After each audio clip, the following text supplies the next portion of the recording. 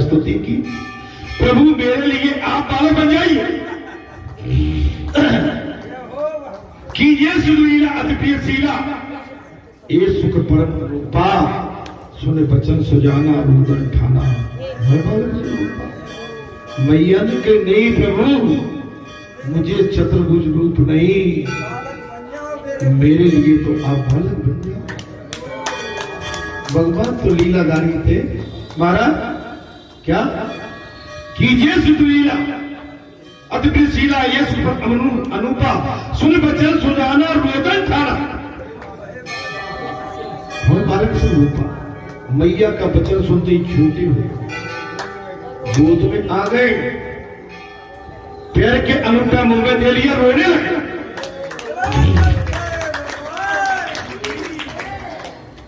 मुझे माता कह रही, क्या क्या पुकार? माता कौशल्या ने कहा नहीं, मुझे माँ को, मुझे माँ हंस नहीं रहे तुम,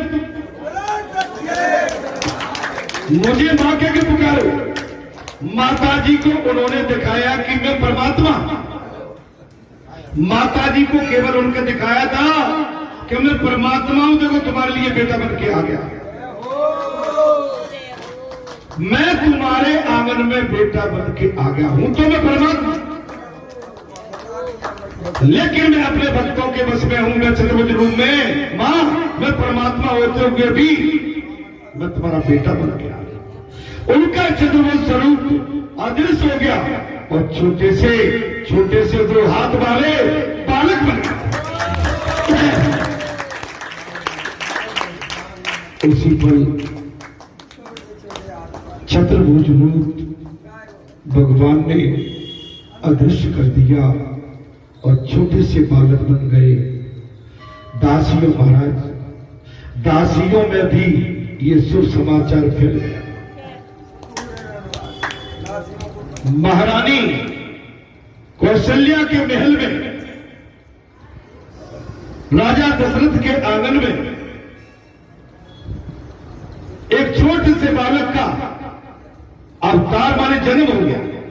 कौशल्या ने दासियों को नवल का हार दे दिया।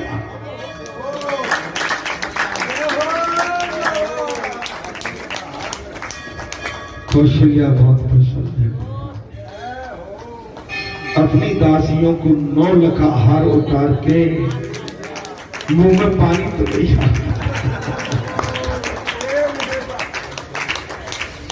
अरे भाई 9 लाख हार, वो दासियों का भाग्य बदल हो गया दोनों तरफ से। क्या एक तो भगवान के दर्शन, लक्ष्मी नारायण के दर्शन और लक्ष्मी मेरा राम सुखी हो गया। कौशल्या कह रही है मैं आनंद से दे रही हूं, चिंता मत करो, मेरा बच्चा खुशी बना रहे।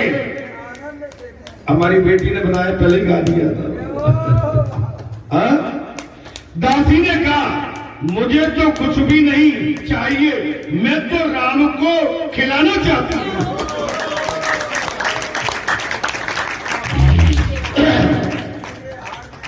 महारानी मुझे कुछ भी नहीं चाहिए, मैं तो राम जी को खिलाना चाहती हूं।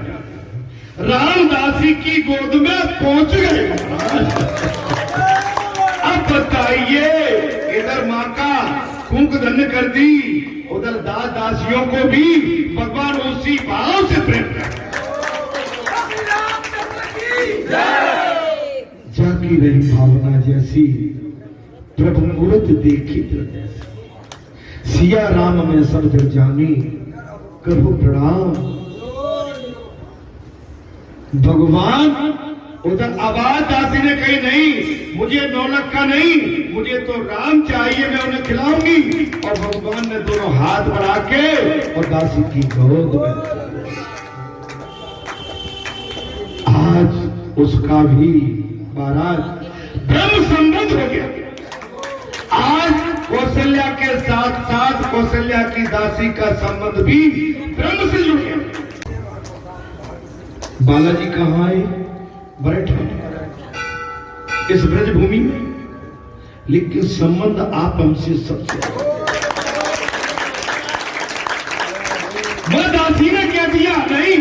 राम के आगे ये नौ लखा नहीं, मुझे तो राम अपनी गोदी में ले। और आज के कलयुग में कहते भैया अरे 9 लखा दे दे, पहले 9 लखा।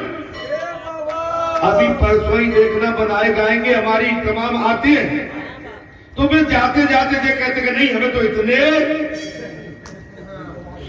जबकि मैं एक चीज कह रहा हूं, भगवान के प्रेम में ये धन का गुहार, ये तो हमारी मनोवृत्ति को और छोटा कर देता कि तुम भगवान से नहीं मिलने आए, तुम तो केवल लक्ष्मी से मिलने आए हो। इसलिए इससे हमेशा बचना चाहिए। अगर सीख लेना है तो कौशल्या की दासी से सीख लो, जिसने कौशल्या ने अपने गले का 9 लखा हार उतार के अपनी दासी को दिया। कब? जब भगवान श्री राम का अवतार बोलो और कोष्ठा में कहूं जन्म हुआ, तब दासी ने कह दिया महारानी 9 लखा नहीं, मुझे तो राम को मेरी गोदी में दे।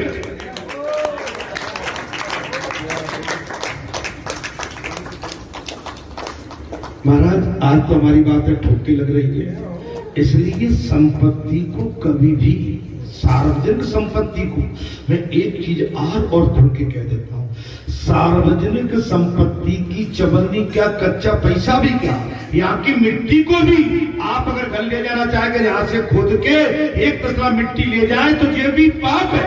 यहाँ की किसी भी वस्तु को अपने घर में लेके उपयोग करना, बुरा मत मानना।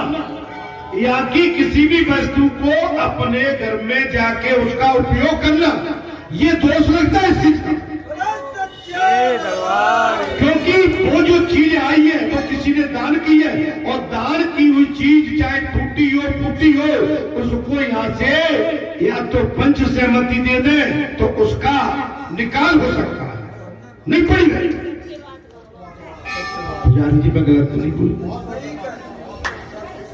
इसलिए ऐसी चीजों से हमेशा हमें बचना चाहिए। मैं तो इसमें दिया भाई, अब दासी से ही ले लो। अरे 9 लखा का हार दासी ने दिया, मुझे नहीं चाहिए, मुझे तो राम मेरी गोदी में दे दो महाराज। और यहाँ पर क्या होता है महाराज, आज दासी का भी संबंध ब्रह्म से हो गया, भगवान कंट्रोल से। कि ये टूटी हुई चीज पड़ी है, या का ये चावल पड़ा हुआ है, कोई चावल को चाहे कि इसको दान कर दिया, दान की हुई चीज या तो गऊ को, पशुओं को, या पंचों को, या सार्वजनिक कल्याण के लिए, चाहे टूट जाए फूट जाए, अगर उसका विक्रय भी करना है तो उसके विक्रय का धन आपको सार्वजनिक नहीं भगवान की धर्म पेटी में आना चाहिए। ये है हकीकत, तो ये है हकीकत। दासी दौड़ती हुई राजा के पास आई और बधाई दे दी, लाल महाराज, लाल भाई है, लाल भाई है, अयोध्या की भाषा है महाराज, लाल भाई है, लगता है साक्षात नारायण आ गए हैं। महाराज वृद्ध दशरथ के घर में आज पुत्र का जन्म, चौथे पुत्र वृद्ध दशरथ के घर में आज जन्म हुआ, और पुत्र भी साधारण नहीं है भाई, पुत्र भी साधारण नहीं है, साक्षात परमात्मा पुत्र का रूप लेकर राजा दशरथ के आंगन में, साक्षात परमात्मा पुत्र का रूप लेकर राजा दशरथ के आंगन में आ गए। भगवान एक एक चीज पर, एक एक पल पे और एक एक हमारी सांस पर ध्यान रखता है। पुजारी जी, हाँ, बात केवल अभी की नहीं है, बात बड़ी लंबी है, बात केवल पल की नहीं है, अरे बात तो बड़े युगों की है। एक दिन की बात से और क्षण भर की बात से बात तो नहीं बन जाएगी, अगर बात बनेगी भी तो बात बहुत लंबी हो जाएगी।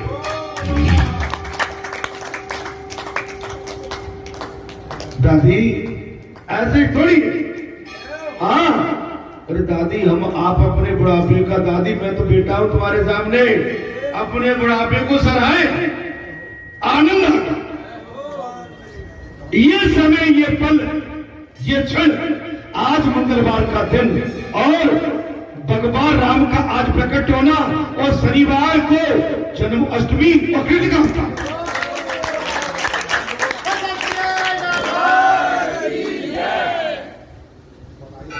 भाई कैसा महाराज बताओ, मैंने तो नहीं जोड़ा था। ये सत्यता का, ये वास्तविकता का भाई आज ये प्रकट, और 2 दिन के 3 दिन के बाद शनिवार को भगवान प्रकट हो गए।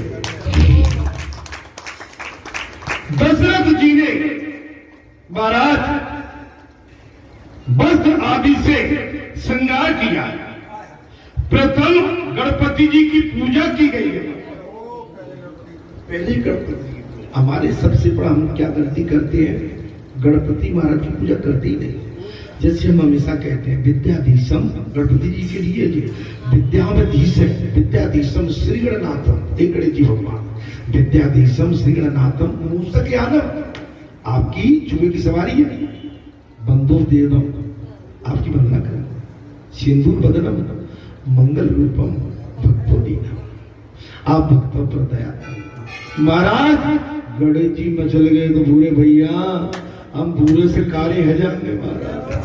हाँ, नाम हमारा भूरे भूरे और फिर कहेंगे कल्लू कल्लू। रंग रूप में बचाओ भूरे भैया, अरे रंग रूप में बचाओ। कन्हैया ने पूछा मैं क्यों काला, राधा क्यों गोरी?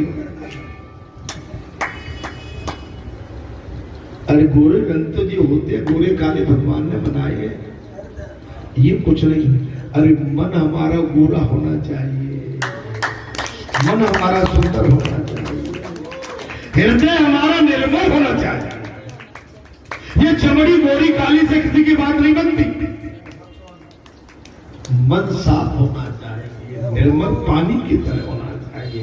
पानी को देखा है क्या आपने, कितना निर्मल होता है महाराज, कितना निर्मल होता है। अर्थात महाराज दशरथ जी ने वस्त्र आदि से श्रृंगार कर दिया प्रथम गणपति जी की पूजा की गई है। दान तो इतना दिया कि सारी अयोध्या में कोई दरिद्र ही ना।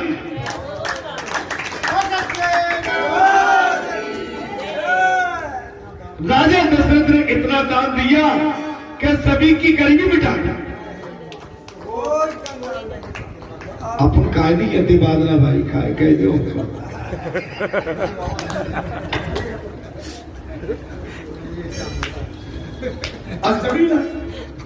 देखो राकेश ने सही थे, हिसाब लगा के जमी तो जी स्थान मिला।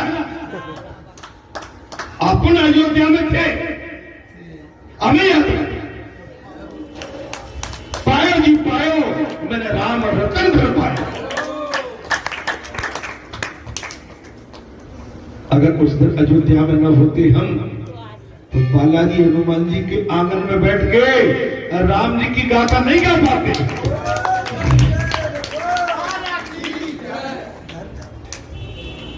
मैं इतना दान दिया गया महाराज, अयोध्या में कोई दरिद्र नहीं रहा।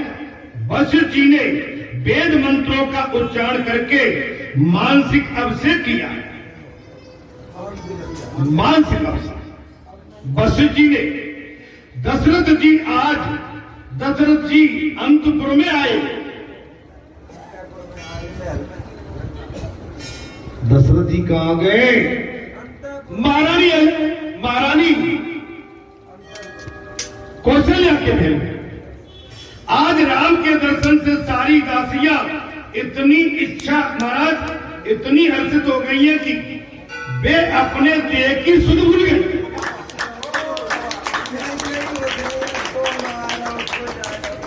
आज राम के दर्शन करके अयोध्या के राजमहल की दासियां इतनी हर्षित हो गई कि वो अपने देह की सुध भी भूल गई है। अर्थात देवान राई नहीं, देवान राई नहीं, तो मान मर्यादा और लाज की बात तो ही क्या थी।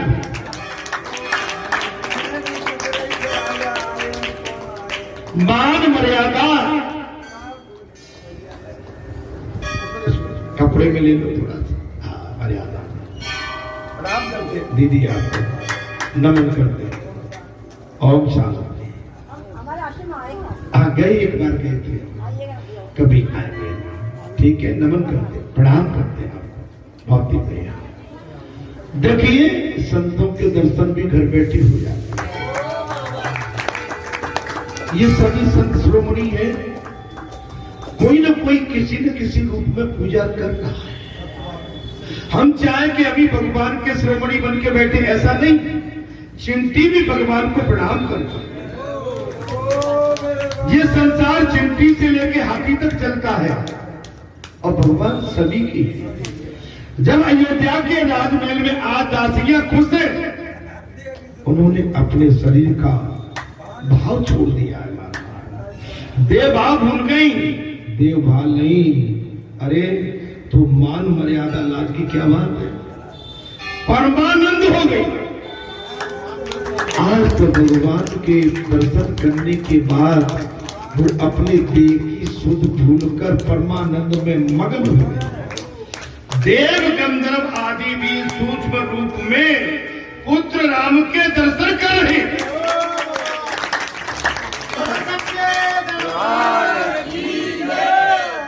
आज अयोध्या में आनंद छाया, सारी सृष्टि झुकी हुई है। चिंटी से लेके हाथी तक भी आज आनंद में डूबा हुआ है। सूर्य चंद्र, देव गंधर्व, नदियां, समुद्र, प्रकृति सृष्टि, अन्नपूर्णा, गायत्री, दुर्गा, सरस्वती, सप्तऋषि, महर्षि, देवऋषि, सारी शक्तियां आज भगवान के दर्शन करके आनंद। देखो तो सही, घर बैठे अयोध्या के आंगन में आनंद में। इसके लिए पूर्व जन्म में अयोध्या में अयोध्या की महारानी और राजा दशरथ ने तपस्या की।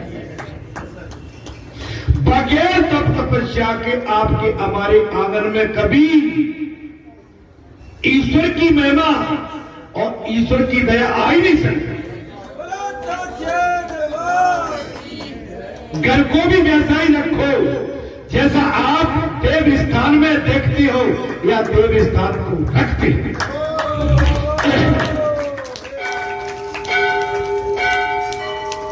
भैया घर में भी संत बन के रहो, बोले भैया संत बन के रहो। हाँ, भगवान तुम्हारे घर में आ जाएंगे।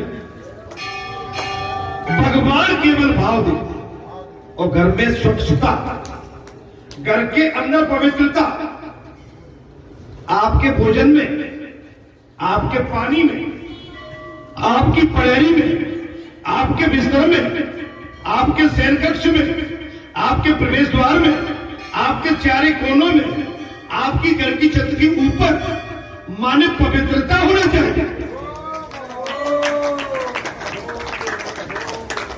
ये नहीं कि चमक दमक करके जहां आ गए और घर में घुसे। घर भी नीट एंड क्लीन, निर्मल, पढ़ी स्वच्छ होना चाहिए, रसोई पवित्र होना चाहिए, जल पवित्र होना चाहिए। जल में ये नहीं ऐसे किया और उसी में से ऐसे करके ऐसे रख दिया, नहीं। गिलास दूसरा लो, डंके से पानी डालना, तब पानी इस्तेमाल। झुमका सकरा रसोई में फैलाओ मत लंबे टाइम तक। जहां भोजन किया है उस स्थान की पवित्रता होना चाहिए। जहां शयन करना चाहते हो वहां पवित्रता होना चाहिए। वस्त्र आपके जहां रखे वहां पवित्रता होना चाहिए। और बढ़िया मारे सुगंधित दिया बत्ती धूप ये नहीं रोटी रसोई पकाते वहां भी स्वच्छ होना चाहिए। नहीं माँ की बना रही है, डलो आंगन में डलो, अब मटका है डलो, तस्ती दे रही है, ढकनी पे दे रही है और बाल खुजा रहे हो लगे।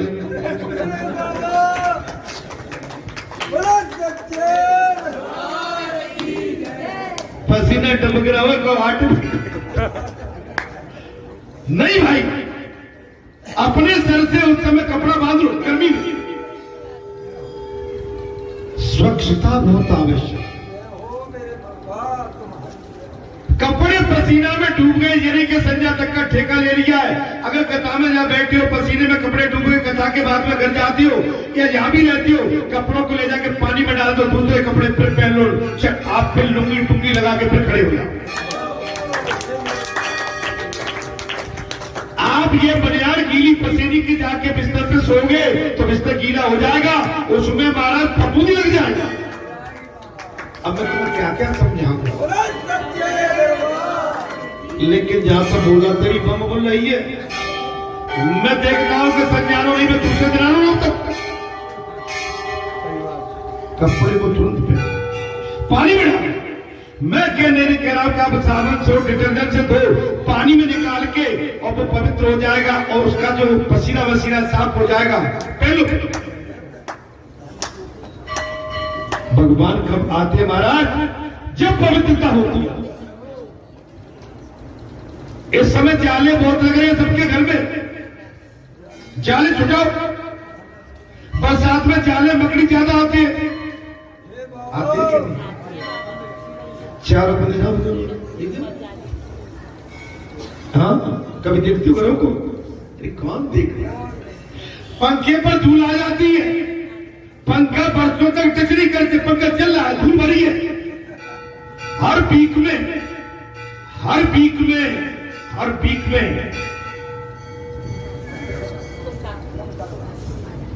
बाबा गीत गई भाई, यहां कराई नहीं है कभी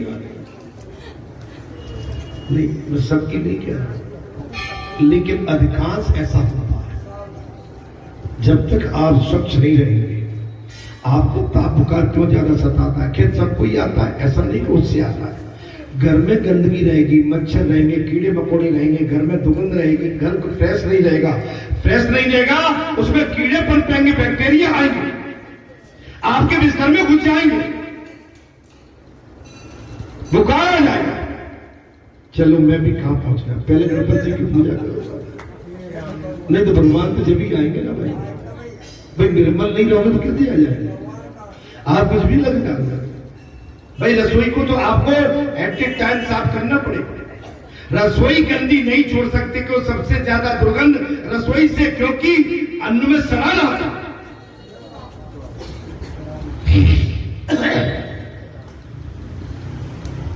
अर्थात महाराज परमानंद कौन हो गई? दासियां। देव गंधर्व आदि भी सूक्ष्म रूप धर के भगवान राम के दर्शन करने के लिए अयोध्या में उतावले होके आ गए। राम जन्म से सभी देवों को आनंद हुआ। राम जन्म से सभी देवों को, किंतु एक चंद्र को दुख हुआ। पूरी सृष्टि को दुख है, सुख है, लेकिन चंद्रमा दुखी हो रहे। सूर्य अस्त के बिना चंद्र नाम का दर्शन कैसे करें? सूर्य अस्त ही हो रहे। राम जी का अवतार जब हुआ है महाराज, सूर्य भगवान ने भी अपने रथ की गति को रोक दिया। अयोध्या में जब भगवान श्री रघुनाथ का अयोध्या में अवतार हुआ है, राजा दशरथ के आंगन में सारी सृष्टि दर्शन के लिए, सारी सृष्टि उतावली है, व्याकुल है, आतुर है, दर्शन कर रहे हैं। और सूर्य भगवान ने भी अपने रथ की गति को स्थिर कर दिया और सूर्य चलते रहे। चंद्रमा दुखी हो रहे, बीत कैसा आ रही ये पढ़े तब मैं दर्शन करूं। भाई सूर्य ढलेगा नहीं, रात्रि आएगी नहीं, और रात्रि नहीं आएगी मैं दर्शन कर नहीं पाऊंगा।